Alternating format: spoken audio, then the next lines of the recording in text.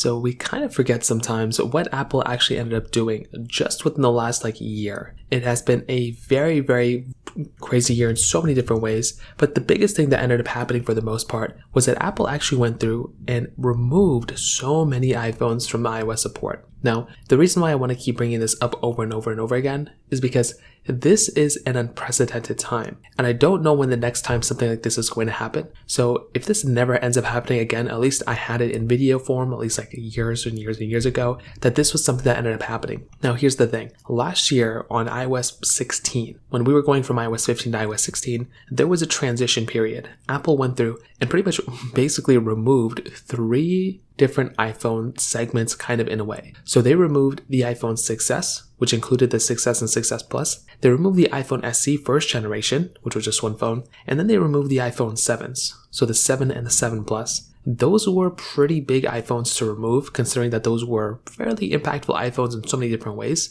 But then this year, I didn't think Apple was going to go ahead and remove any more iPhones. But now the transition from iOS 16 to iOS 17, Apple did actually end up removing 2 different groups of iPhones, technically again, the iPhone 10 and the iPhone 8 and iPhone 8 Plus. So those 3 iPhones ended up being removed, and when you add in the other 5 iPhones Apple just removed last year, you get 8 different iPhones that Apple has just removed. So those are a lot of different iPhones that Apple just ended off the rip just immediately, which is actually pretty insane. If you also take a look at the iPhones that Apple kind of removed, in terms of selling brand new, they also removed the iPhone 13 Pro, the iPhone 13 Pro Max, which makes sense, those are older iPhones, but also the iPhone 11. So now those other iPhones have also been added to the pool of iPhones that are no longer there either. So what does this mean for the future of iPhones? Well, it's a 2-part thing. For one, there's a chance where Apple may actually end up, killing off more iPhones in the future very, very soon. So they may go through and potentially release, more iPhones and then remove the older ones. Or what could end up happening, which I think is a little bit more likely,